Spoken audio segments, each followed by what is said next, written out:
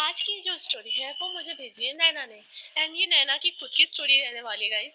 और नैना का एक सो कॉल्ड बॉयफ्रेंड होता है जिसका नाम है वरुण। और ये दोनों लोग लॉन्ग डिस्टेंस रिलेशन में थे। And long distance relationship in the sense out of state.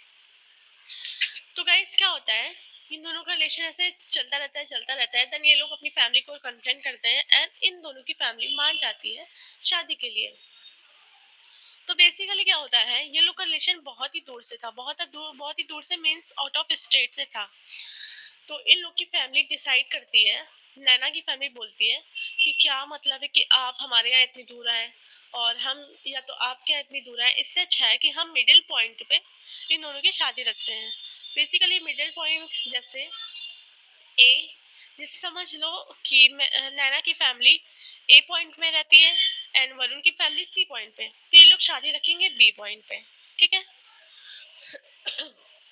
तो बी पॉइंट पे ये जो नैना की फैमिली थी, सॉरी, बी पॉइंट पे नैना की फैमिली ये डिसाइड करती है, ये कहती है कि इनके काफी ज्यादा रिलेशनशिप में मतलब कई सारे रिश्तेदार रहते हैं बी पॉइंट पे। तो इन लोग को हॉल देखने में, शादी देख जहाँ पे इन लोग की शादी करनी है वो जगह देखने में काफी ज्यादा आसानी रहेगी। तो ये लोग क्या करते हैं, नैना की फैमिली बी पॉइंट पे जाते हैं, अपने रिश्तेदारों के घर रुकते हैं और वो लोग अपना दिन में हॉल वगैरह देखना शुरू कर देते हैं। तो अभी क्या होता है गाइस, ये लोग अपना हॉल देखते रहते हैं लेकिन उन्हें कोई ऐसा बकेट हॉल नहीं मिलता है, banquet hall, I don't know पता नहीं क्या बोलते हैं सर।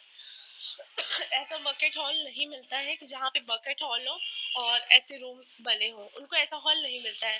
कहीं पे रूम्स है तो कहीं पे हॉल नहीं है, कहीं पे हॉल है तो कहीं पे रूम्स नहीं है, ऐसा सिचुएशन आ गई थी। तो बहुत ही इन लोग को टाइम लग जाता है, एक मंथ बीत जाते हैं पर इन लोग को हॉल नहीं मिलता। फिर फाइनली एक हॉल इन लोग को ऐसा मिलता है जहाँ पे ऐसे रूम वगैरह सब कुछ थे। तो ये लोग डिसाइड करते हैं कि वहीं वे लोग शादी अपना फंक्शन रखेंगे। तो ये वरुण की फैमिली को भी कॉल करके बताते कि ऐसा ऐसा हॉल है और यहीं पे सबकी व्यवस्था रहेगी। तो दोनों की फैमिली एग्री हो जाती है। देन नैना की फैमिली शादी की तैयारी में बहुत जल्दी जुट जाते हैं। तो अब क्या होता है, ये लोग जाते हैं उसी हॉल में और सब कुछ देखते हैं, उन लोग को बहुत ही ठीक लगता है, बहुत ही अच्छा लगता है। एंड उन लोग को वहाँ पे कुछ ऐसा फील नहीं होता है, सब एवरीथिंग वाज नॉर्मल। तो क्या होता है गाइस, ये लोग अपनी डिसाइड करते हैं कि जो बकेट हॉल है उससे ये डेकोरेट होते रहेंगे और बाकी ये जो बच्चे वगैरह हैं, कजिन्स हैं, इन लोग को एक रूम में शिफ्ट कर देंगे, बाकी नैना के पापा और मम्मी एक रूम में, नैना अपना एक रूम में, ऐसे करके ये लोग अपना रूम डिसाइड कर देते हैं कि ये लोग अपना एक रात रुकेंगे। तो अभी क्या होता है गाइस, ये जो ये जो बच्चे लोग डिसाइड करते हैं कि जब सारे कजिन्स एक साथ हो तो सोने की क्या जरूरत है, हम लोग एक साथ कुछ ना कुछ गेम खेलेंगे। हम लोग एक साथ कुछ गेम खेलेंगे अच्छे से एंड मूवी भी देखेंगे एंड पूरी रात अपना एंजॉय करेंगे। तो ये लोग ये डिसाइड करते हैं एंड सेम वैसा ही होता है, ये लोग अपना गेम वगैरह खेलते हैं और मूवी अपना लगाते हैं, फिर ये लोग सो जाते हैं। फिर सोने के बाद ये जो नैना का भाई है, वंश नाम रख देते हैं इसका, नैना का जो भाई है वंश, उसकी आँख खुलती है, बीच में ही नींद उसकी टूट जाती है 2-2:30 बजे। और फिर उसे उसकी नींद टूटती है कारण से वो देखता है कि बाहर के साइड ऐसे कोई रोने की आवाज आ रही है, ऐसे करके ऐसे ऐसे करके आवाज आ रही होती है। तो वो क्या करता है, वो ऐसे देखता है बाहर की तरफ, चांद की रोशनी तो दिखती है, वो देखता है बाहर की तरफ जो सीढ़ी है वहां से कोई ओल्ड मैन ऐसे जाते हुए दिख रहा है। एंड ओल्ड मैन ने ऐसा ड्रेसअप किया है जैसे कोई वर्कर वगैरह हो। तो उसे लगता है कि वर्कर्स के साथ कुछ भी सिचुएशन ऐसी होगी, तो वो ऐसे ही रोने लगा। गाइस फिर ये सब चीजें देख के वो थोड़ा सा डर जाता है एंड वो ब्लैंकेट ओढ़ के सो जाता है। नेक्स्ट मॉर्निंग शादी की तैयारी होती है अच्छे से, शादी वगैरह हो जाती है। एंड नाना की जो शादी का शुभ मुहूर्त था वो 12:30 बजे था रात का। तो 12:30 बजे ऐसे शादी वादी होती है, फिर सुबह ये जो विदाई का जो वो सब होता है, फिर विदाई वगैरह होती है, लगभग इन लोग को 4 साढ़े 4 बज जाती है। तो ये लोग जगते रहते हैं एंड शादी फाइनली हो जाती है। शादी होने के बाद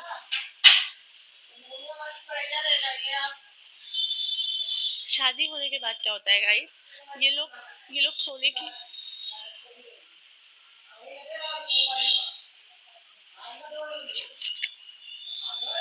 तो शादी वादी होने के बाद 4 साढ़े 4 बजे इन लोग की जो कजिन्स होते हैं वो उसी सेम रूम में रुकते हैं जहाँ वो पहले एक रात रुके थे, वहीं पे रुकते हैं एंड आराम से ये लोग को नींद वगैरह तो आती नहीं, तो ये लोग क्या करते हैं, वही लेटने के 1-2 घंटे बाद सारे बच्चों को बटोर करके ये लोग टहलना स्टार्ट करते हैं कि थोड़ा-सा वॉक-वॉक करते हैं, 6 बज रही थी।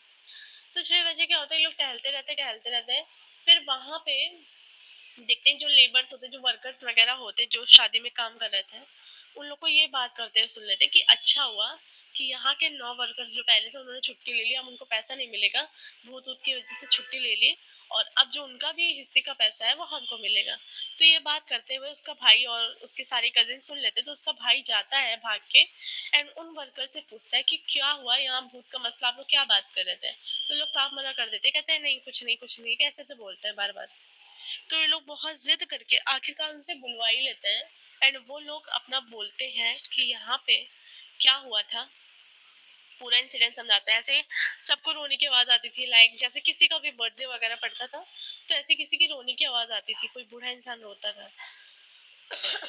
तो बेसिकली क्या होता है, हम नाम रख देते हैं उस हॉल का मुकेश भवन।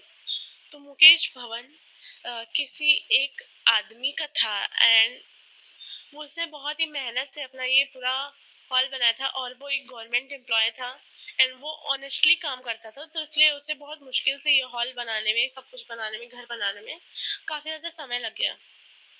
और ये हॉल, ये पूरा ऐसे इतना अच्छा सा रूम वगैरह, घर वगैरह उसने अपने बच्चों के लिए बनाया था, बच्चे और बहू आएंगे आराम से यहीं पे रहेंगे, टाइम स्पेंड करेंगे। लेकिन होता क्या है कि बच्चे और जब बहू आते हैं, पहली बात तो उस ओल्ड मैन की डेथ हो गई जिसने ये हॉल बनवाया था। फिर जो उनके बच्चे बहू जब आते हैं यहाँ रहने के लिए, तो उस हॉल को बेच देते हैं। इतनी मेहनत की कमाई जो जिन्होंने इतने पैसे जोड़ करके बनवाए, उस हॉल को पूरा बेच देते हैं और ये लोग कहीं और शिफ्ट हो जाते हैं। फिर क्या होता है, जैसे ये हॉल वगैरह बिक जाता है, तो ये जो बूढ़े मैन की जिसने बनवाया था, उसकी स्पिरिट आती है, बहुत ज़्यादा रोती है, बहुत ज़्यादा रोती है, बिकॉज उसे बुरा लगता है कि उन्होंने जिनके लिए बनवाया है वो लोग यहाँ पे ना रह करके कहीं और शिफ्ट हो गए और उन्होंने इसको बेच दिया। तो वो ऐसे रोती रहती एंड वो स्पिरिट किसी को हार्म नहीं करती गाइस, लेकिन फिर भी वो रोती रहती। किसी का भी बर्थडे पार्टी कुछ भी पड़ता है ना वहाँ पे, तो उनको अक्सर ये आवाज़ आती है सुनने की कि वो रो रही है। तो दैट्स इट, ये कोई स्टोरी हॉरर नहीं थी, लेकिन बहुत ही बुरा फील हुआ उनके लिए, मुकेश जी के लिए, जिन्होंने इतनी मेहनत से बनवाई अपने बच्चों के लिए और उनको बच्चों ने इस तरीके की चीज़ें की। तो गाइस फाइनली इस स्टोरी का एंड होता है एंड आई होप आप सबको ये स्टोरी बहुत ज़्यादा पसंद आई हो। तो मिलते हैं नेक्स्ट वीडियो में, तब तक के bye bye, take care, love you all, thanks for watching.